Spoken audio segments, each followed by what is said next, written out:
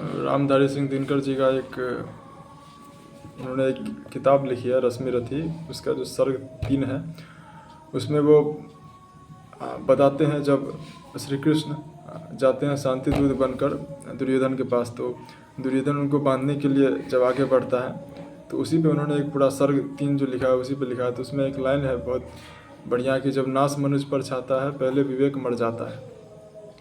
और कुछ इसी तरह से जब से शेख हसीना बांग्लादेश को छोड़कर इंडिया में आई है, शरण ली है उन्होंने, तब से जो मोहम्मद यूनिस का जो इंटरिम गवर्नमेंट है वो हर कोशिश करता है इंडिया को उकसाने के लिए।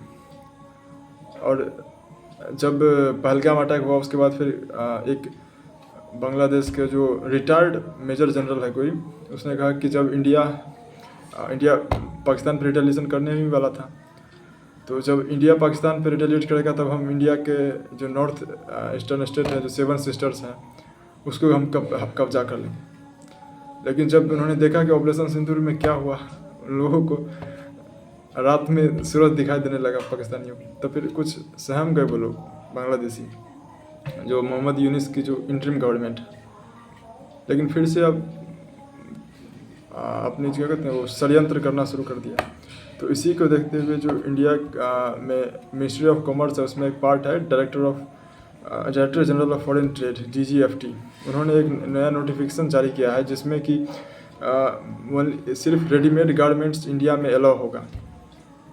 बाकी जो भी प्रोसेस्ड फूड, फ्लेवर ड्रिंक्स जो भी बांग्लादेश से आता है इंडिया में या फिर लैंड रूट से या फिर सी पोर्ट से, वो सब इंडिया ने ब्लॉक कर दिया है कि अब नहीं आएगा वो। और जो 7 सिस्टर्स हैं वहाँ पे भी उन्होंने रिस्ट्रिक्शन लगा दिया है मिनिस्ट्री ऑफ कॉमर्स ने कि सिर्फ रेडीमेड गारमेंट को छोड़ के जो नहावा सेवा और कोलकाता सी पोर्ट से आएगा उन दोनों को छोड़ के कुछ भी इंडिया बांग्लादेश इंपोर्ट नहीं करेगा। और कल की ये न्यूज़ है जिसमें जब इंडिया में बॉयकॉट टर्की ट्रेंड कर रहा है, तो टर्की का एक NGO है, वो नाम का NGO है, वो बांग्लादेश गया और उन्होंने बांग्लादेश में यूथ के बीच में एक मैप सर्कुलेट कर रहा है जिसमें उन्होंने ग्रेटर बांग्लादेश को दिखाया। ग्रेटर बांग्लादेश में उन्होंने क्या दिखा, उन्होंने दिखाया ग्रेटर बांग्लादेश में इधर नॉर्थ ईस्टर्न स्टेट जो हमारा है वो ग्रेटर बांग्लादेश में आता है। इधर वेस्ट बंगाल, बिहार, झारखंड, ये सब पूरा, और यूपी का कुछ पार्ट वो पूरा ग्रेटर बांग्लादेश है। म्यांमार, आधा म्यांमार जो भी जहाँ अरक्कन रीजन है, आर्मी अभी है, वो उन्होंने दिखा दिया ग्रेटर बांग्लादेश। और ये ऐसा कभी होगा तो असंभव ही है, ये ऐसा कभी पॉसिबल तो है नहीं। लेकिन ये सब किया क्यों जा रहा है, ताकि यूथ के माइंड में एक वो भरा जा रहा है कि ये एक बांग्लादेश ऐसा भी था। लेकिन उनको कौन बताएगा, 1971 से पहले तो कहीं बांग्लादेश ही नहीं था। वो तो जो इंडिया में जो अभी तक जो प्राइम मिनिस्टर्स रहे हैं उनमें जो एक है आयरन लेडी कहे जाने वाली मिसेस इंदिरा गांधी, उनकी बदौलत बांग्लादेश बन पाया। और फिर ये सपना देख रहे हैं बांग्लादेश, ग्रेटर बांग्लादेश का।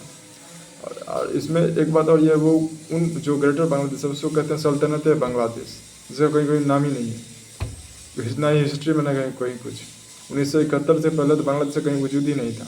और वही बांग्लादेश अब पाकिस्तान से नज़दीकियाँ बढ़ा रहा है। जो पाकिस्तानी सोल्जर 1970-71 के टाइम पे जब बहुत ही ज़्यादा लगभग लाखों में कहा जाता है कि 10 मिलियन लोग बांग्लादेशी इंडिया भाग के आ गए थे, क्योंकि वहाँ पे बहुत अत्याचार हो रहा था बंगालियों पे, पाकिस्तानियों के द्वारा, पाकिस्तान आर्मियों के द्वारा। वो मतलब हज़ारों महिलाओं का रेप हुआ। अब वो सब भूल गया है, अब वो एक नया अध्याय शुरू करना चाहता है उसी देश के साथ जिसने कई हज़ारों महिलाओं का रेप किया, बंगालियों का। तो क्या ही कह सकते हैं। और यही न्यूज़ थी कि जो भी सामान सब है, अलग प्रोसेस फूड्स, कोई flavour drinks, cotton yarn waste, plastic products, wooden furniture, ये सब कुछ को बंद कर दिया गया है।